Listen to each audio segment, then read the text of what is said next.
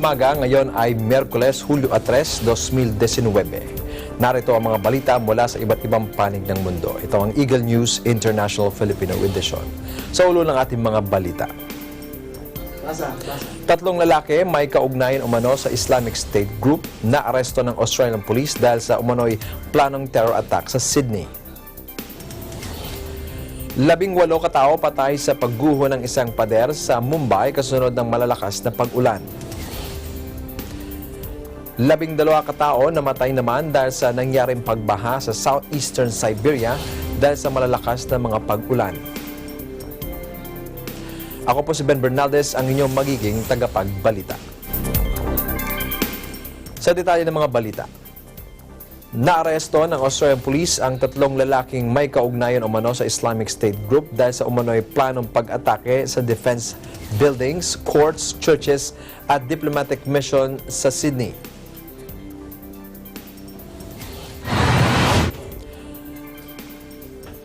Ang mga sospek ay may edad 20, 23 at 30 anyos.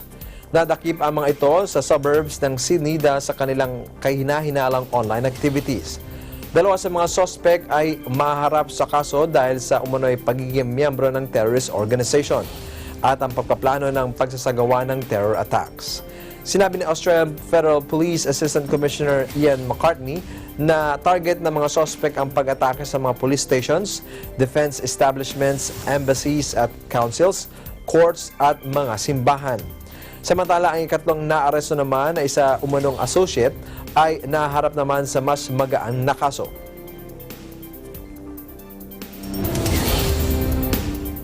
Nananawagan na ng investigasyon ang Beijing sa nangyayaring anti-government protest sa Hong Kong kasunod ng ginawang pagsira ng mga protesters sa Parliament Building.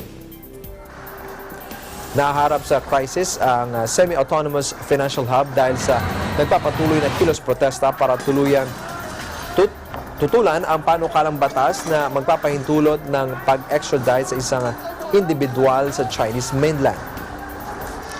Magugunita ang noong Lunes kasabay ng ika-22 anibersaryo ng pag-handover sa Hong Kong sa China. Muling sumiklab ang karahasan ng magprotesta ang grupo ng mga kabataang hardline protesters at nilusob ang Legislative Council. Kinundi na naman ni Hong Kong Chief Executive Carrie Lam ang nangyaring kaharasan at sinabing hindi na sang-ayon sa batas ang ginawa ng mga protesters na pagpasok sa Parliament Building. We have seen two entirely different public scenes. One is regular march on the 1st of July. Regardless of the number of participants in the march was peaceful and generally orderly. And this fully reflects the inclusiveness of Hong Kong society and the core values we attach to peace and order. So demand the government to release without any investigation and checking with the law about whether offenses have been made, that we should release everybody arrested. We should not take any follow-up action against some of the violent acts we have seen, or even to grant an amnesty to all those involved in these protests. All these responses will not be in accordance with the rule of law. For these violent acts that we have seen, it is right for us to condemn it and hope society will return to normal as soon as possible. Ang iba pang mga balita sa pagbabalik ng Eagle News International Filipino Edition.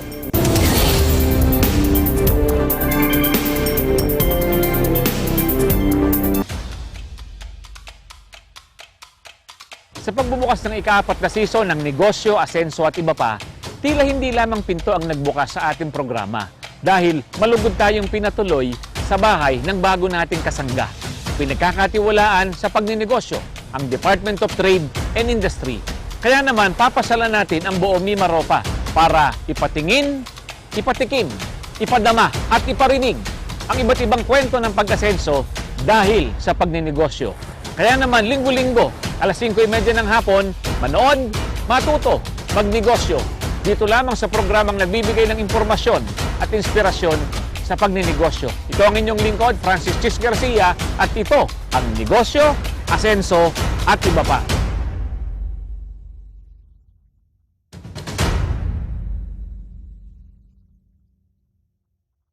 Agila Balita, Lunes hanggang Biyernes, alas 7:30 hanggang alas 8 ng umaga. Mga maiinit na balita mula sa iba't ibang bahagi ng Pilipinas. Ang balitaang pumapagaspas saan bang panig ng bansa. Kasama si Nelson Lubao.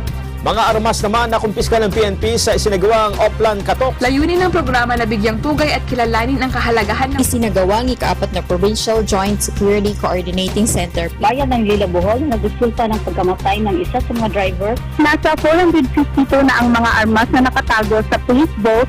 Agila, Pilipinas! Lunes hanggang Biyernes, alas 10:30 ng umaga. Dito lamang sa Net 25. Mga isyong panlipunan.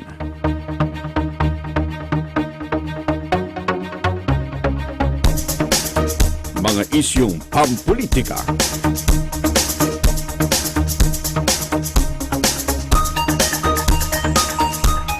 Tatalakayin, lilinawin, kasama ang mga batikang komentarista, Congressman Dante Marcoleta at Jen Sobartiaga sa Ganang Mamamayan. Lunes hanggang Biyernes, alas 8 hanggang alas 9 ng umaga.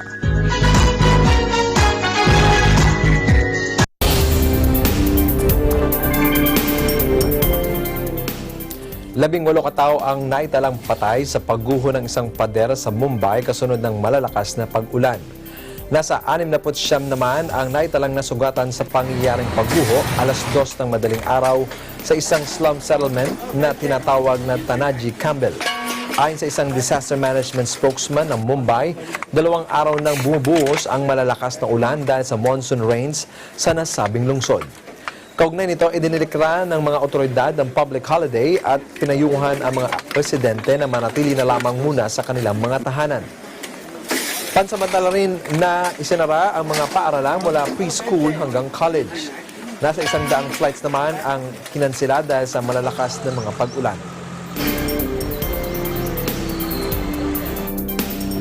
Labing-dalawa katao ang namatay habang 9 na iba pa ang nawawala sa nangyaring pagbaha sa southeastern Siberia dahil sa malalakas na mga pag-ulan. Sinabi ni Russian Deputy Prime Minister Vita Kimutko na idineklara ang state of emergency sa Iritsk region sa Siberia kung saan ilang dosenang villages ang sinalanta ng baha dahil na rin sa pag-apaw ng mga ilog. Ayon kay Mutko, 22,700 katao ang naapektuhan ng pagbaha sa 83 villages sa riyon. Kaugnay nito, nasa 751 ang nasugatan at nasa 153 ang naospital. Samantala, 13 kalsada at ilang mga tulay din ang nasira. Ayon naman sa Russian Defense Ministry, mahigit sa 1,300 servicemen, mga sasakyan, isang eroplano at 2 helicopters ang ipinadala sa mga apektadong lugar para tumulong sa rescue operations. Nagpapatuloy ang ginagawang pagsusuri sa mga taong nahawa ng nakamamatay na Ebola virus sa Northeast Democratic Republic of Congo. Ayon kay Dr. Ibrahima Sosifol, Assistant Director General for Emergency Response ng World Health Organization, umaabot na sa 2,284 ang naitalang kaso ng Ebola. Nasa 1,540 katao naman ang naitalang nasawi dahil sa nasabing sakit. Since the beginning of the outbreak, we have recorded 2,284 cases and 1,540 people died from the disease. But at the same time, we have 637 people who survived the disease, and I think this is important. We have a new hotspot in the rural area in Mabalako and Mandiwa. And the outbreak started there last year and spread to all the disease. So it's important to break this vicious cycle to contain very quickly the situation in Mabalako and Mandima, where we have more than 55% of the cases coming from. Right now, we are only seeing sporadic cases in Butembo and Katwa, but the risk is still important. As you know, for Ebola, you only need 1 case to to start spreading, or one high-risk contact not follow up can spread the disease. Over 68 million people have been screened in the borders to make sure that they are not moving with the disease. And we have identified so far 19 cases at border level that were detected, since the beginning of the outbreak, 19. We need to continue investing in preparedness because the risk is still there. And since the beginning of the year, we didn't get any financing for preparedness in neighboring countries. It's really important to continue to invest on preparedness. Nasa 220 mayor mula sa iba't ibang bahagi ng Estados Unidos ang nagtipon-tipon sa Honolulu para sa kanilang annual conference. Isa sa mga ito ang Filipino-American mayor na nakapanayam ng ating EBC Hawaii correspondent. Narito ang report ni EBC correspondent Alfred Aseñas.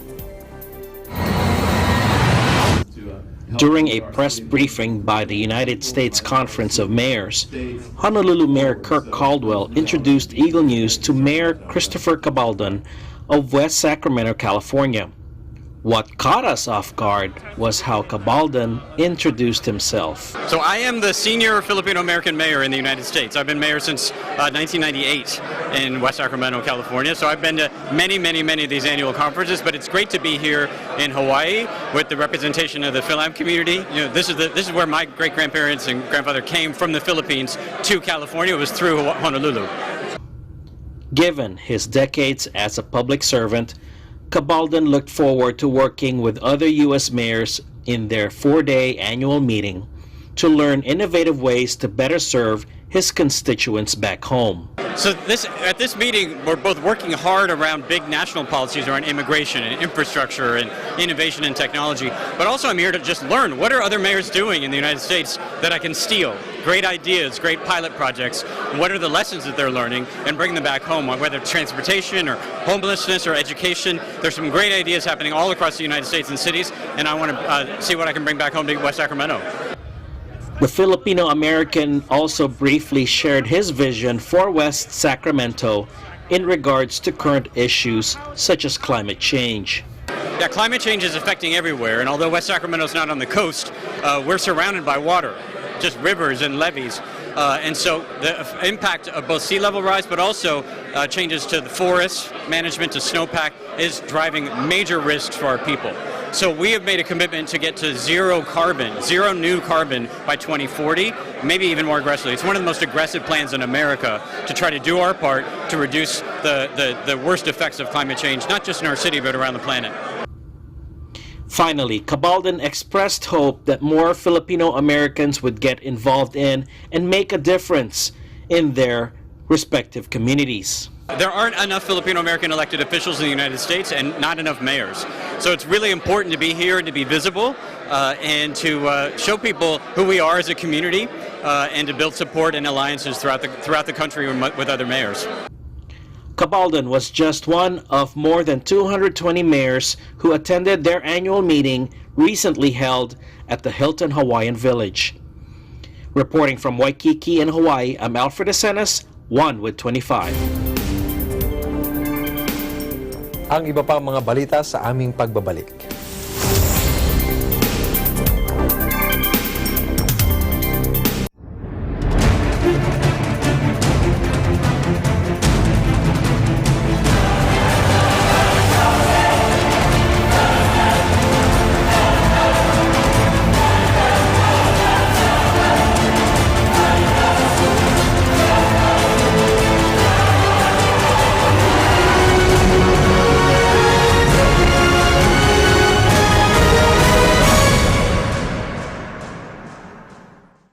Diskusyon, Biyernes alas 8 hanggang alas 9 ng gabi.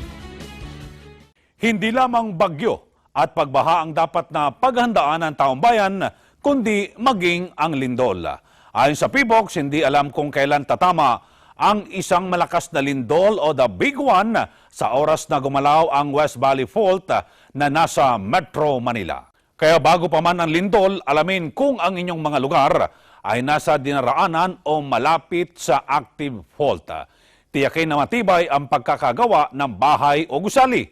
Itali ang mga mabibigat na kagamitan o kasangkapan sa dingding upang maiwasan ang pagkahulog. Ang mga babasagin, mga nakalalasong kemikal at mga bagay na madaling magliyab ay dapat na nakatago sa pinakailalim na bahagi ng mga istante at hindi madaling magalaw o matapon. Maging pamilyar sa mga tinatawag na exit routes, alamin kung nasaan ang fire extinguisher, first aid kit, alarmang pangligtas at emergency exits at communication facilities.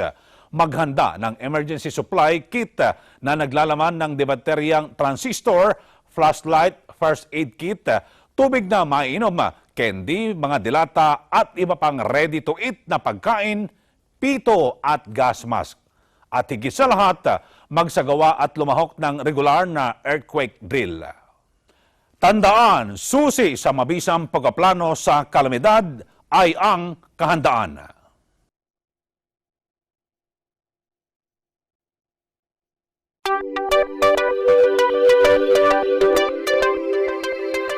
Watch your favorite Net25 shows live and on demand, anytime, anywhere on any mobile device on OSN Play. I'm Eden Santos of Net25. Approved!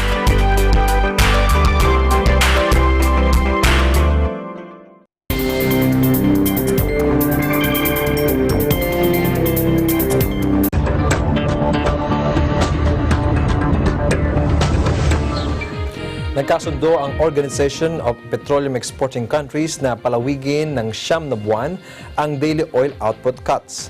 Ito ay sa layunin para suportahan ang pagtaas ng presyo at mabawasan ang sobrang supply kasunod ng G20 sa pagitan ng Saudi Arabia at non-OPEC member na Russia. The commitment to a 9-month extension is unequivocal. It's very solid, very strong. I've heard individual commitments to conformity from all countries, both at the JMMC and the OPEC conference, that give me a great deal of confidence that as high as the collective conformity has been for the first half of the year, I am confident that the second half is going to be even better and more uniform. Ultimately, everybody enthusiastically came together to support a permanent charter for cooperation with non-OPEC countries. Tomorrow we will put it in front of our non-OPEC colleagues, and I'm quite confident they will equally and enthusiastically adopt it. Well, I think the last tweaks that we introduced today, one was assurance that the OPEC Plus Charter does not supersede the OPEC statutes itself.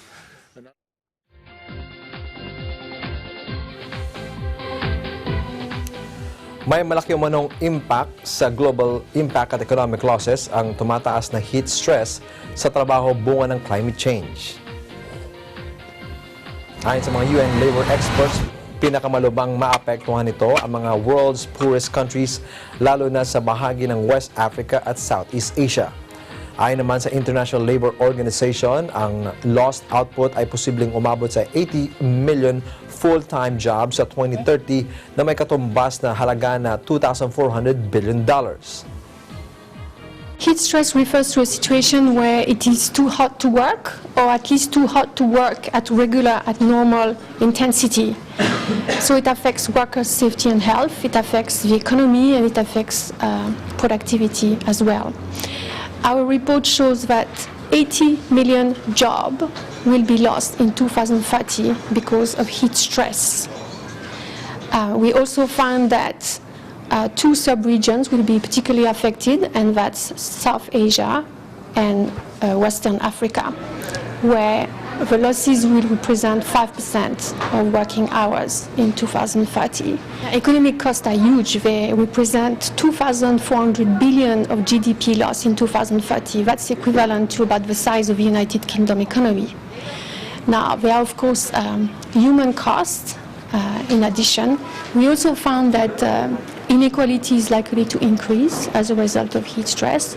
First of all, inequality will increase between countries, and we found that The worst affected countries include mostly least developed countries.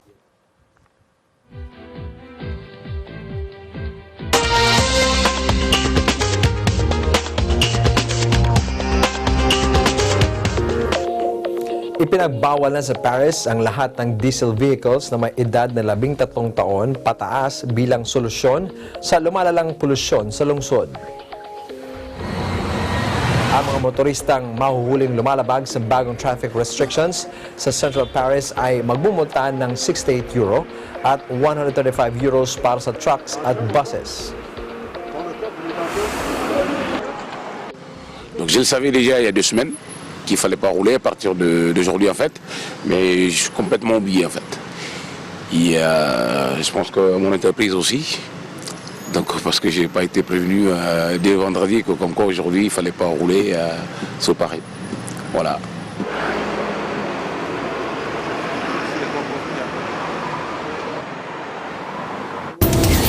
At yan ang kabuuan ng mga balita mula sa iba't ibang bansa. Ito ang Eagle News International Filipino Edition. Sa pangalan ng mga bumubuo sa Eagle News Service, ako po si